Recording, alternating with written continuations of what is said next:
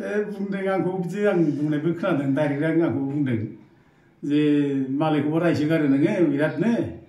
एबसुखौबो बिराद रायो प्रमदखौबो रायो बिटिआर सुक्तिनि एगेन्स्टबो बिराद बुंबाय नोङो आरो बिटिसि सुक्तिखौबो बिराद मोजां होननानै बाख्नायबाय नोङो दा दिनै बिटिसि सुक्ति खालामनानै लाबोग्रा आरो बिटिआर सुक्तिखौ गाज्रि होनग्रा खाम्फा बरगयारिया दिनै बिपिएफ पार्टि गारनानै इउपिपिएलआव जइन जाहैबाय बिनि सायाव नों मानो जेबो बुङाखै बे बाथ्राखौ अनेक मानसिया आंखौ बुंदों टेलिफनजोंबो बुंदों आरो जोंनि न'खरनि खुरमा गुसिफ्रा बुंदों नों माबा बुंगोन नामा बेफोरखौ दा बे खेत्रआव आङो बुंनांगौ दङ मानो बुङा जानो फालाय बुंगोन आरो जोंथ' जोंनि न'खरनि खुरमा गुस्थि बाय बाहागि बेथ' देरसिन जानो हाया देरसिन माने देरसिना जाहैबाय जातिनि इसु जातिनि जेंना सबसे देरसिन दा जों जातिनि जेंनानि थाखाय जोङो दिनै गावनि खुरमा गुस्थि सोमोन्दोखौ जोङो देरसिन सानना लानो नाङा बेखौ जों दोनथ'नानै जातिनि इसुखौनो बांसिन गुरुत्व होनांगौ आरो स्पेसियेलि आंथ' आंनि खेत्रआव बुंनो लुबैयो दा दिनै आंनि लोगो बिथां अमरसिं ब्रह्मआ दंफैयो जों गोदो माने 1987निफ्राय आलादा बड'लेण्ड रायजो बिनायाव जों ओंखारजेनदों बड'फा उपेन्द्र ब्रह्म दैदेननायाव ओमफ्राय बिनि सिगांबो जों गोबां आन्दलनाव बर' जाथि दानायनि जाय हाबाफारि दंमोन आन्दलनफोर बेफोराव जों बाहागो लाबोदों दा ओंखायनो जातिनि सेन्टिमेन्टखौ लानानै जोङो अरायबो थानो लुबैयो जातिनि सेन्टिमेन्टखौ लानानै जों अरायबो गाबथानो लुबैयो जातिनि बाथ्राखौ जों बुंनो लुबैयो आरो आंनि खेत्रआव आं एसे बुंनो लुबैबावो बेखौ जे बड'फा उपेन्द्र ब्रह्मआ जिथु आन्दलन खालामजेनब्ला माने आंजों लोगो लानानै जोंनाव थाफैजेनदों जोंनिफ्रायनो आन्दलनखौ स्टार्ट खालामजेनदों जेब्ला दा दायित्वआ जोंहा दङ बांसिन दङ आं गावखौनो गाव बिराद दायित्व दं होननानै सानना लायो दा दिनै बड'फा गैयाब्लाबो बिनि आदर्श बिनि निति जाहाथे बेखौ जों जाहाथे लानानै सोलिनो हायो दा बिनि निति आदर्शखौ लानानै जाहाथे बुंनो हायो जाहाथे बिनि मान सन्मानखौ जाहाथे खुनु जों मोस्लाब जों जाहाथे खालामा बिनि मान सन्मानखौ जों जाहाथे लाखिनो हायो बिनि आखरे जोंनि माने माबाफ्रा जोंनि जाहाथे थैयाव बिखा बिखुल हाबनानै थायो आं बेनि थाखायनो सैथो बाथ्राखौ बुंलांगोन सैथो खामानि मावलांगोन बे मोनसे साननायजों बे रोखोम गोसोजों बोलोजों जों दा खामानि मावबाय थायो दा ओंखायनो नैबे दिनै खाम्फा बरगयारिया इउपिपिएल हाबबाय बिनि बाथ्राखौबो आङो बुङाबालानो थानाय नङा बुंगोन आरोखि मानो बुङाबालानो थानो बुंनांगोन आरो बयबो बुंजानो लुबैदों आरो बुंनांगोन दायित्व दंखायो बिथां खाम्फा बरगयारिया जे बिटिसि सुक्ति खालामनानै लाबोग्रा 2003आव बिसोरनो बिटिसि सुक्ति खालामना लाबोदों आरो बिसोर बिटिसि सुक्ति खालामनानै बिपिएफ पार्टि दादों आरो बे बिपिएफ पार्टिनिफ्रायनो बिटिसिनि गोहोआव बिसोर फैदों आरो बिटिसिआव बियो बिपिएफ पार्टिनि माने सायख'नायाव डेपुटि चिफ जादों 17 बोसोर डेपुटि चिफ जादों ओमफ्राय लोगोसे हाग्रामा मन्दिरिया चिफ जादों दा बे खेत्रआव चिफ डेपुटि चिफ बिसोर माने 17 बोसोर जाबाय जेब्ला खुंबाय जेब्ला बे समावथ' बिसोर खुनु फारागानो गैयामोन जेबो डिफारेन्स गैयामोन बिसोरो ज' मावलायदों ज' थालायदों आरो खामानिखौ मावाखै नङा मावदों रायजो राजाफ्राबो नुदों दिनै बिसोरो बिटिसिआव फैजेननाय लोगो लोगोनो एकर्ड जानायनि उनाव बिसोर माने बिटिसिनि मोनब्रै डिस्ट्रिक्ट बिसोर खालामजेनदों डिसि अफिस लाबोदों बिटिसिआव कर्ट कासारि फोजोबदों गासिबो बिटिसिआ गोम सालायदों एथ' मोजां बे मोनसे थिलेबलेब रायजो सोरजिनानै लाबाय बिसोरो मोजांनो दा बेखौथ' ज' मावलायनायखौ जों नुदोंमोन खिन्थु हठात नैबे माबानिफ्राय जे गावस्रानाय जाबाय जेब्ला बिटिसिनि जायनाखि एमसिएलए इलेक्सन बे जेब्ला जेनबाय आरो बिनि उनाव माने एमपिनि माने माबा जाबायमोन बे इलेक्सन गेलेबाय बेयावबो जेनबाय दा बिनि उनाव जे माने गावजों गाव भुल बुजाबजानाय बे माने जानो नाङामोन आरोखि मानो जानो फालाय नों 17 बोसोर बिसोर एथ' जे डिफारेन्स गैयाबा जुदि माने ज' खामानि मावदोंब्ला दिनै पावाराव गैयैयावसो गावजों गाव गाज्रि मोनलायनाय बेखौ रायजोफ्रा गाज्रि मोनगोन आरोखि पावाराव थाब्लासो ज' थायो बिसोरो पावाराव गैयाब्ला माने माबा थाया ज' जानो रोङा गावजों गाव नांलायो बे बाथ्रा फैगोन आरोखि आरो थद्रुब चन्दननि केसआव बेनो चन्दनाबो एथ' मोजां थांबाय मन्थ्रि जाबाय बे समाव हाग्रामा दक्ष नेता होनबाय हाग्रामाखौ बिरादनो जग्य नेता बेनो बिनि नेतारशिपआवनो अनेक खामानि मावदों बिनि माने एकमात्र लिडार होनबा बेनो बेखौ बाख्नाय बिसोर माने ज' मावलायलायबाय मन्थ्रि जाबाय खिन्थु बे जेब्ला मन्थ्रि गैला जेनबाय एमएलए जेनबाय नै बे लासैनो माने बिपिएफनिफ्राय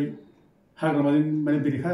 जानो आराम्भ खालामबाय बियो थारमाने मा पावार थाब्ला जों ज' जायो पावार गैयाब्ला माने गावस्रालायो बेबायदि बाथ्राखौ माने नुनो मोनो आरोखि बे जिनिसा जानो नाङामोन आरोखि दा बांसिनै आंहा दुखुनांथाव बाथ्रा बेनो जे नैबे क्रुसियेल टाइम नैबे क्रिटिकेल टाइम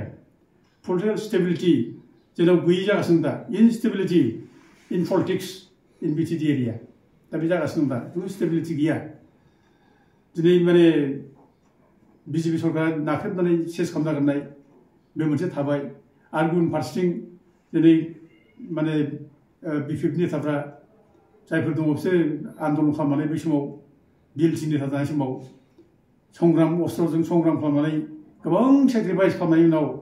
गोबां मानसि माने जिउ गनायनि उनाव मुंख्लं जानायनि उनाव बिटिसि मोनबाय दा बे बिटिसिखौ जे दिनै स्क्रेप खालामनानै सेस खालामनानै फोजोबनो नागिरबाय दा बे फोजोबनो नागिरनाय समाव दिनै ज' गाबथालायदोंमोन बे मोनसे इनस्टेबिलिटि मोनसे पलिटिकेल सिटुएसनाव बिसोर ज' थानानैसो दिनै गाबथानांगौमोन दा दिनै बिटिसिखौ बोरै लाखिनो बेनि थाखाय ज'सो मावनांगौमोन दा दिनै बिसोरो बिटिसिखौ लाखिनायनो ज' मावनो नागिरै दिनै बिसोर दिनै गावस्रालायबाय आरो गावस्रादों ओरैबायदि माने दुखुनांथाव जे गावसोरनो दाय होबाय जे बिटिआर सुक्तिया मोजां नङा बिटिआर सुक्तिया बिराद गाज्रि बे बिटिआर सुक्तिनि गेजेरजों बिटिसि सुक्तिखौ सेस खालामसै बे बाथ्राखौ गावसोर बुंदों जोंबो बुंदों नो दाउट जोंबो नंगौ खोथा बुंदों आरो बिसोर नंगौ खोथा बुंदों आरो जों नंगौ खोथाखौ जोंबो माने एकमत जायो दा गावसोरनो बुंदों बिटिआर सुक्तिया मोजां नङा बिटिआर सुक्तिनि गेजेरजों बिटिसिखौ सेस खालामसै बे बाथ्राखौ बुंदों आरो लोगोसे प्रमद बर'आ जेबो मावनो हायाखिसै बे 5 बोसोराव बे बाथ्राखौ बुंदों आरो गुबुन फारसेथिं प्रमद बर'आ बिराद रायदों मानगोनां खाम्फा बरगयारि बिथांमोनखौ रायदों हाग्रामा महिलारि चन्द्र ब्रह्मखौ रायदों जे 17 बोसोर माने हाग्रामा महिलारि मोना जेबो मावाखै खाम्फा बरगयारि मोना जेबो मावाखै जौ जुवा जों दिन थांदों लोंला जाला दिन थांदों बिदि अनेक रायदों बिसोरखौ गाज्रि खोथा बुंदों दा दिनै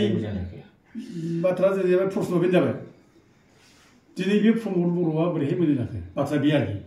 प्रमद बर'आ बोरै मोजां जाखो एथ' रायबाय प्रमद बर'आ नोंसोरखौ प्रमद बर'आ गाज्रि खोथा बुंबाय बिरादनो दिनै बे प्रमद बर'आ बोरै मोजां जाखो आरो नोंसोरनो बिटिसि सुक्तिया बिराद मोजां बिटिआर सुक्तिया बिराद गाज्रि होनना बुंबाय दा बे बिटिआर सुक्ति गाज्रि होननानै बुंनाय मानसिया बिटिआर सुक्ति इमप्लिमेन्ट खालामनो नागिरग्रा मानसिजों बोरै लोगो जाहैखो बाथ्राया बे दिनै खोब साननो गोनां बाथ्रा जाबाय आरोखि आरो दिनै बेल' नङा माने मोननैसो उदाहरन बे बिटिआर सुक्तिनि माखासे क्लजखौ माने खोब डेट्रिमेन्टेल होननानै हाइकर्टआवबो चेलेन्ज खालामनाय जादों ट्रेल केस जादों दा बे केस होनायाव चन्द्र ब्रह्म दङ खाम्फा बरगयारि दङ जोंबो होदों दा बे केस होनायनि जोंखौ एबसुआ बिराद फुस्ला सावबाय एखेबारे जुफ्ले खालामबाय जोंनि मुर्ति बानायनानै दा मानगोनां खाम्फा बरगयारि बिथांखौ सावदों जुफ्ले खालामदों दा दिनै एथ' खालामजानायनि उनावबो दिनै माबोरै बे माने गंग्लायहैनो हायो बदाउन जानो हायो बेसो दुखुनांथाव बाथ्रा आरोखि बोरै जानो हायो बेलाय आरो दिनै जोंखौबो एटलिस्ट जोंखौबो सानदोंमोन दिनै दहाय आंखौ प्रश्न खालामदों न'खरनिखाय बिगुमै होननायखाय जेबो बुंला नामा बाथ्रा होनना बुंदों दा आङो दिनै बे सोमोन्दोखौ लानानै बुंनो लुबैयो आरोखि दा दिनै आंथ' एखेबारे बिटिसि सुक्तिखौ मोजां होननानै बिटिआर सुक्तिया गाज्रिथार होननानै आंबो अनेकबार स्टेटमेन्ट होबाय थादों जों बुंबाय थादों दा बिसोरनि बेरेखा बुंनाय लोगो लोगोनो आंखौबो 91 दिन जेलाव जोबना दोनदों आरोखि 91 दिन जेलाव जोबना दोनदों दा बिदिब्ला आंनि बे सोमोन्दो गोनां मानसिया आंखौ जुदि सोमोन्दोआव मोजां सानदोंब्ला आंखौ जुदि मोजां माने मोननाय भाब जुदि दंब्ला सोमोन्दोआव जों जेल जानायखौ थारमाने जेबो गुरुत्व होआखिसै थारमाने बे गावनि देवसि जेल जादों नै जानोसै दा बिसो जाहैबाय दा बेखौ आं दा बुंसै आरोखि ओमफ्राय दा माने जोंहा खुनु दाम गैला खुनु जोंनि माने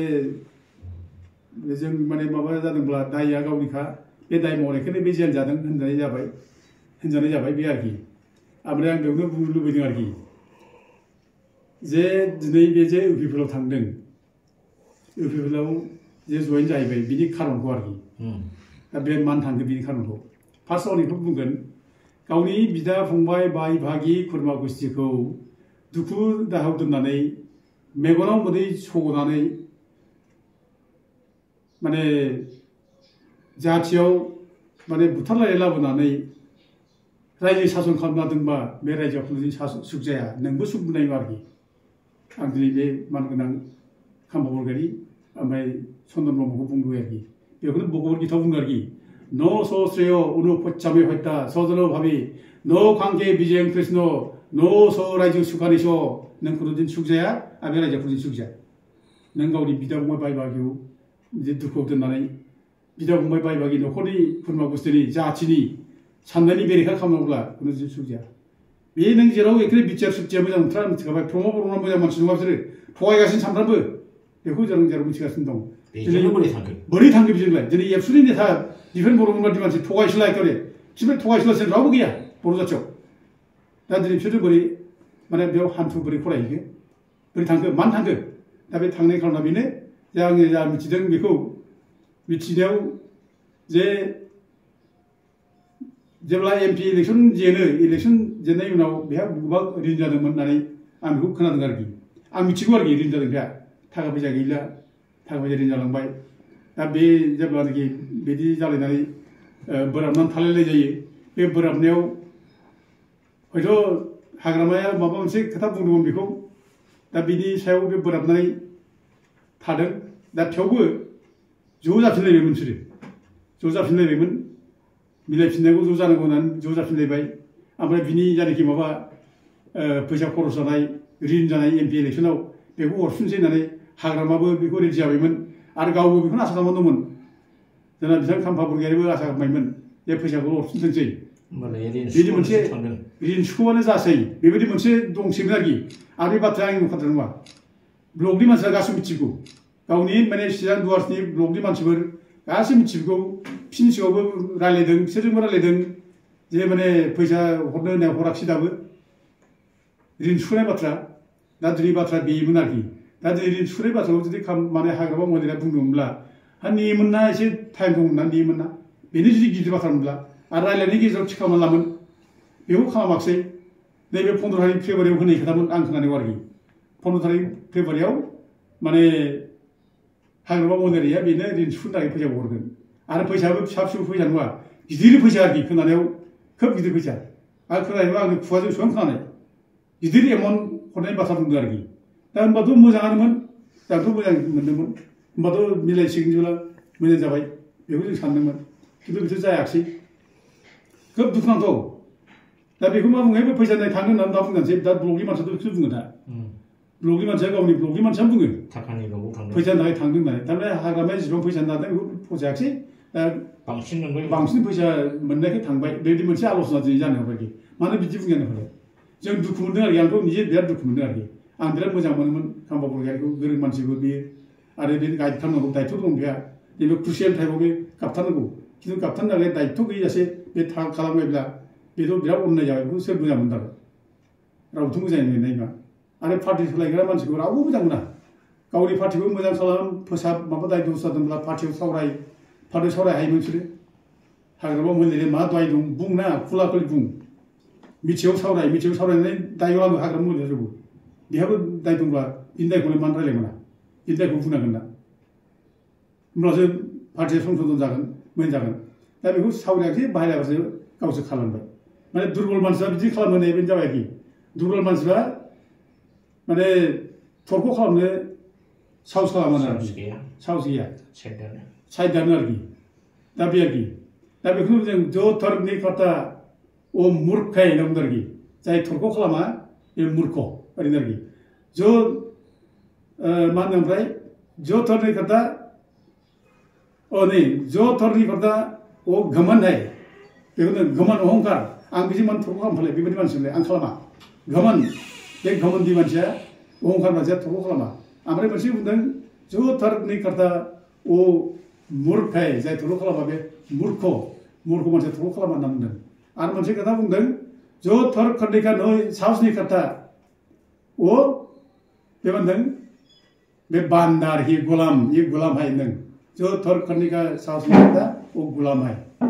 थरख खालामनो जायफ्रा साहस खालामा बे गुलाम दा बेनो जाबाय जोंना बे थरख' खालामनो साहस खालामासै बे माने सिगाङाव माने आथिं हमनानैबाबो सोरनावबा थाहैगोन आरो बे गुलाम जोंनि आखला बिदि जागासिनो दं जोंनि नेताफोरना। दा बे बाथ्रा बुंनाया आंनि बाथ्रा नङा बेखौ भगवान बुद्ध गौतम बुद्धआ बे बाथ्रा बुंदों आरोखि। जोबथियाव मोनसे सोंथि सार खाम्फा आरो चन्दन बिपिएफखौ नागारनायाव बिपिएफआ दुर्बल जाबाय होनना सानो नामा? पार्टिया सम बिदिनो अनेक पार्टियाव नुयो जों पार्टि लिडार सोलायनाय गारनाय थांनाय आरो बिनि खारनफोरखौ मिथियोबो बे आरोखि खिन्थु पार्टिया थैया आरोखि थायो आरोखि दा सोरबा थांगोन बा गोदान मानसि फैलायगोन आरो गोदान मानसिखौ लाखिनांगोन दिनैनि दिनाव आं जा नुयो आरोखि दिनैनि दिनाव जे इउपिपिएलखौ खुनु सापर्ट होथाव पजिशनाव दा गैया आरोखि माने इउपिपिएलखौ सापर्ट होथाव पजिशन गैयैनि खारना जाहैबाय बिसोर रं मोनसे एकर्ड बिटिआर सुक्ति खालामना फैदों जाय बिटिआर सुक्तिजों बिटिसिआ सेस जागोन 6 शेड्युला दिनै सेस जागोन जोंहा मोनसे एम्पावारमेन्ट 6 शेड्युल एम्पावारमेन्ट जों मोनखाबाय बे 6 शेड्युला जों जोबगोन बिटिआर सुक्तिजों आरो बिटिआर सुक्ति मावफुंग्रा इउपिपिएलजों जों रावबो लोगो लानो हाखाथारा जाया आरोखि बिसोर सापर्ट होनो नाङा रावबो सोलाय मा बे मोनसे निति आदर्श सानोब्ला जों खुनु रावबो बे पार्टिखौ सापर्ट खालामना जों लोगो लानो नाङा आरो रायजो राजाजों जुदि मोजां बुजायोब्ला बिटि सुक्तियाव मा दं बिटिआर सुक्तियाव मा दं बेखौ रायजोफ्रा मोजां बुजियोब्ला खुनु रावबो माने बर' फिसाया बिटिआर सुक्ति खालामग्रा बिटिआर सुक्ति मावफुंग्रा इउपिपिएलजों रावबो लोगो लानाय नङा आरोखि बाथ्रा बे खिन्थु मा जादों बेयाव दा नैबे माने बिटिआर सुक्तियावथ' जेबो गैला बिसोर मावग्रा सापर्ट खालामना जाबाय दा खिन्थु हाग्रामा महिलारिफोरा बिराद मोजां थानो नामा बिपिएफ पार्टिया बिराद मोजां थानो ना बे मोनसे प्रश्न फैयो बेखौ सापर्ट खालामनो दा जोंहा बे सिटुएसनाव ओरै जादों दा बे सिटुएसनाव जोङो दा अल्टारनेटिभ इउपिपिएलनि अल्टारनेटिभ जोङो दा रावखौ नुहुराखिसैबो रावबो दा गैया दा गोदान पार्टिखौ जों दानो हाया गोदान पार्टि बानायनानै जों खालामब्ला जों जाथिजों जेराव गुलाय गुजाय जागोन नांलाय खमलाय जागोन बारा जागोन गथिखे बे समाव जों मोनसे गोदान सिन्था खालामनानै पार्टि दालायनाय मानाय खालामनो हाया गथिखे नों जा पार्टि दं दा हाग्रामायाव जितु डेमेजबो खालामाखै जेनेबा बिपिएफ पार्टिया 6 शेड्युलनि स्ट्राक्चारखौ डेमेज खालामाखै बिसोर नस्थ' खालामाखै जेब्ला किसु भुल जादोंब्लाबो बेखौ जुदि फोसाबलायनानै जुदि बेखौ बिसास खालामनानै मावोब्ला जोंहा दाबो माने मोजां मोनसे जों माने बिटिसि खुंथाय जों मोननो हायो आं दा बेखौसो लुबैयो जे जोंनि रायजो राजाफ्रा बयबो ज' जाफिनलायनानै ज' थालायनानै बिपिएफआवनो फै आरो बिपिएफआ मोनसे संशोधन खालामोब्ला माबा मोनसे भुल दंब्ला बेखौ सुद्रायना ला बिनि गेजेरजों सोरखिलां जों बेखौसो लुबैयो आरो बिदि सोलियोब्ला बिपिएफ पार्टिया दुर्बल जानायनि खुनु बाथ्रा गैया मानो इउपिपिएलखौ रावबो मोजां मोनखाथारा दा